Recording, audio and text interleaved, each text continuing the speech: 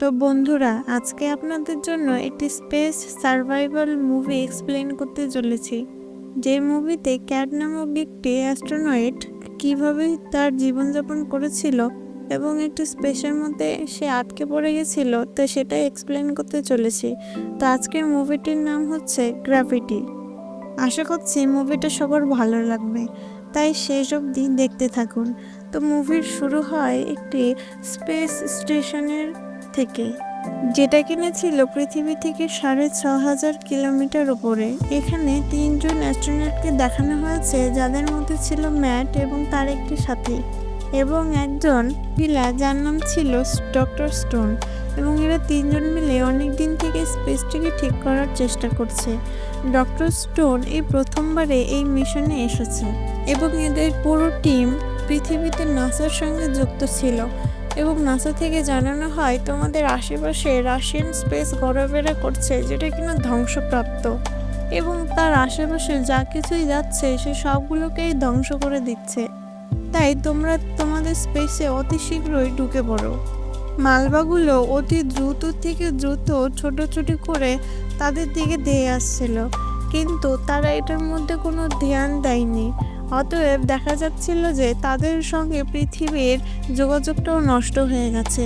এবার তারা কিছু বুঝতে না পেরে নিজেদের মতনই কাজ করতে থাকছিল, কিন্তু এই মালবাগুলো তাদের দিকে ধেয়ে আসছিল এটা তারা বুঝতে পারেনি।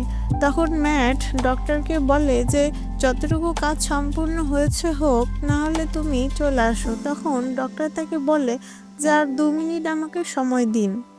কিন্তু ডক্টর স্টোন বুঝতে পারেনি যে সেই মালবাগুলো তখনই চলে আসবে এবং তাদের হাতে একদমই সময় ছিল না।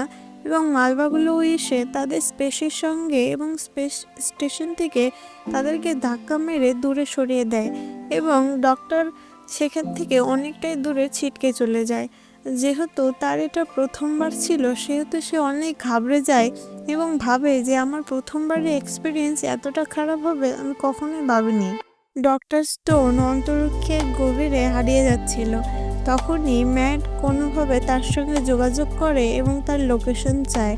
তখন ডক্টর স্টোন তাকে লোকেশন দিলে সেখানে ম্যাট পৌঁছে যায় এবং তাকে বাঁচিয়ে নেয় এবং তার স্পেস স্যুটের সঙ্গে তার স্পেস স্যুটটা বেঁধে নেয় এবং তারা দুজনে তাদের স্পেস স্টেশনের কাছাকাছি চলে আসে। সেখানে এসে তারা দেখে তাদের সাথীর মধ্যে কেউ আর বেঁচে নেই। অবশেষে ডক্টর স্টোন অনেকটাই ভয় পায়, কারণ সে ভাবে আমরা দুজনে এখানে জীবিত রয়েছি। তারপরে ম্যাট তাকে বলে এখান থেকে 15,000 কিলোমিটার দূরে একটি স্টেশন রয়েছে এবং আমাদেরকে দ্রুতভাবে সেখানে পৌঁছতে হবে। তাই তারা তার উদ্দেশ্যে বেরিয়ে পড়ে। তখন ডক্টর স্টোন ম্যাটকে তার অতীতের কিছু কথা বলতে থাকে। সে বলে আমার একটি মেয়ে ছিল যাকে আমি প্রচণ্ড ভালোবাসতাম এবং সে স্কুলে যাওয়ার সময় অ্যাক্সিডেন্টে মারা যায় এবং এই কথা বলে সে ইমোশনাল হয়ে যায়।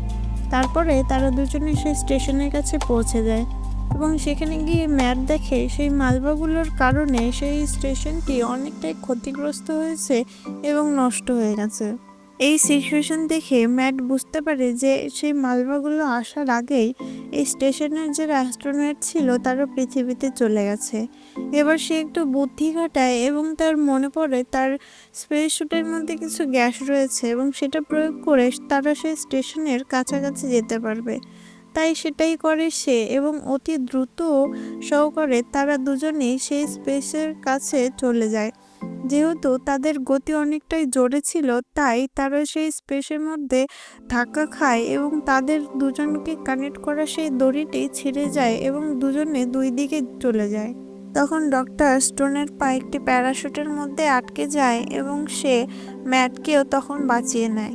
তখন ম্যাট দেখে যে প্যারাশুটের সুতোর মধ্যে ডক্টর স্টোনের পা আটকে রয়েছে, সেই সুতোটা দুজনের ভার নিতে পারবে না এবং ম্যাট তাকে বলে যে আমি আমার স্পেস স্যুটের বেল্টটা খুলে দিচ্ছি, কারণ আমরা যদি দুজনেই মৃত হয়ে যাই তাহলে এই মিশনটা আধুরা থেকে যাবে। তখন ডক্টর স্টোন তাকে মানা করে, কিন্তু সে শোনে না এবং সে বেল্টটা খুলে দেয় এবং সে অন্তরিক্ষের অন্ধকার গভীরে চলে যেতে থাকে।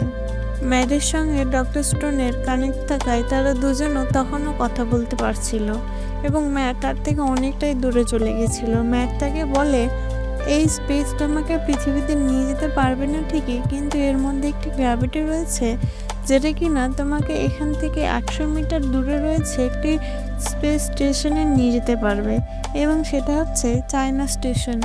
এরপরে ম্যাট সেই মহাকাশের শূন্যে হারিয়ে যায়। তারপরে ডক্টর স্টোন সে স্পেসের ভিতরে চলে যায় এবং সেখানে গিয়ে দরজা বন্ধ করে দেয়। তারপরে সে কমিউনিকেশন সিস্টেমের দ্বারা অনেক চেষ্টা করে যে পৃথিবীর কারোর সঙ্গে যোগাযোগ করা যায় কি না।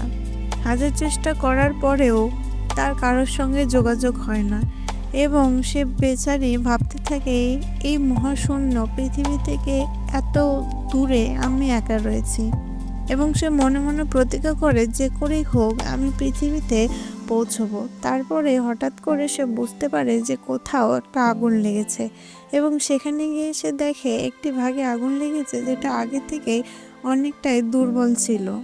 তারপরে সেই আগুন লাগার স্পেসটার থেকে সে আরেকটি স্পেসে চলে আসে, এবং সেখানে এসে সে চেষ্টা করে ওই আগুন লাগার স্পেসটাকে আলাদা করার। যেহেতু তার এসব কাজ ছিল না, তাই সে সেখানে থাকা একটি গাইড বুক দেখে এটা করতে থাকে, এবং সে সফল হয়। তারপরে সে স্পেস গ্রাফটাকে সে দূরে নিয়ে যাওয়ার চেষ্টা করে, এবং যখন সেটা করে তখন সে প্যারাশুটের দড়িগুলো তার গ্রাফটাকে আটকে যায়, এবং সে যখন সেই গ্রাফটাকে সেই দড়িগুলোর থেকে মুক্ত করতে বাইরে আসে তখন থেকে সেই মালবার টুকরোগুলো আবারও তার দিকে ধেয়ে আসছে, এবং তার চোখের সামনে সেই বাকি স্টেশনে থাকা সেই স্পেসশিপটাকে ধ্বংস করে দিচ্ছে। যতক্ষণে সে মালবাটা তার কাছে আসছে ততক্ষণে সে স্পেসের মধ্যে ঢুকে যায় এবং সেখান থেকে অন্য একটি স্টেশনে যাওয়ার উদ্দেশ্যে রওনা দিয়ে দেয়।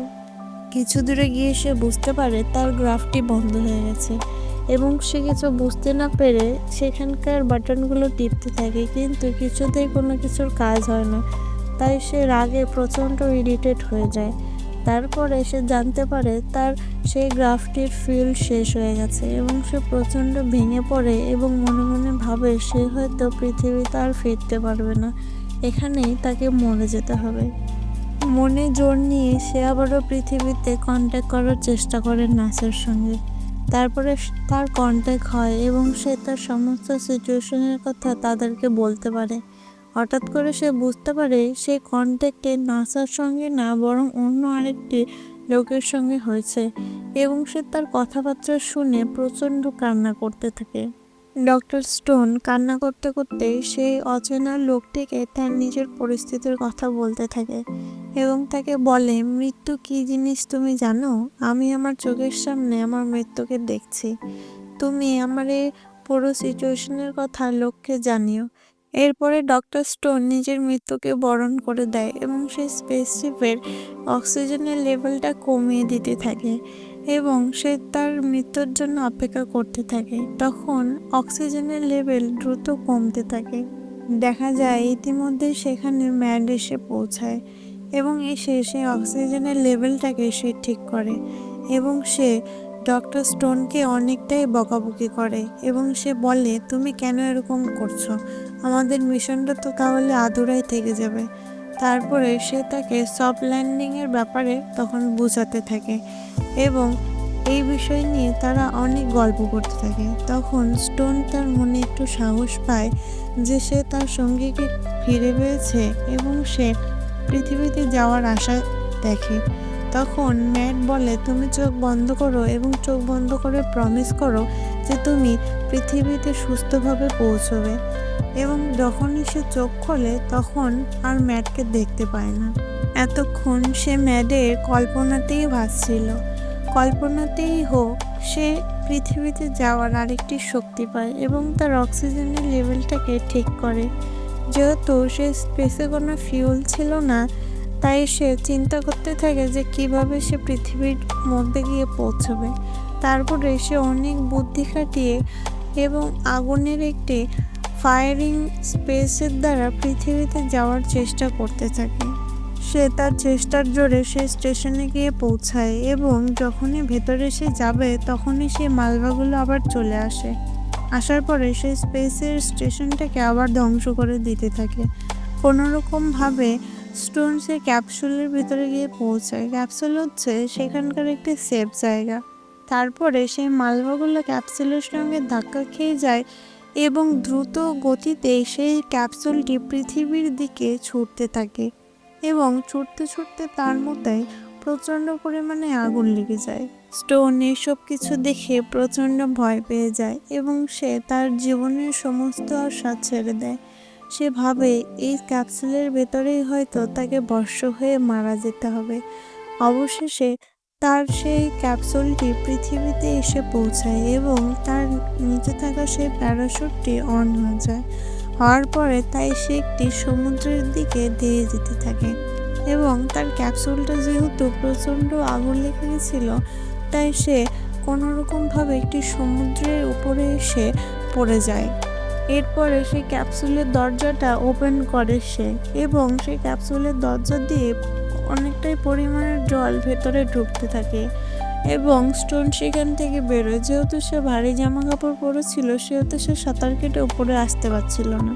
সে তার জামা কাপড়গুলো খুলে দেয় এবং সমুদ্রের উপরে এসে স্বস্তির নিঃশ্বাস ফেলে। সে মনে মনে ভাবে, যাই হোক, চেষ্টা করে আমি আমার জীবনটাকে ফিরে পেয়েছি।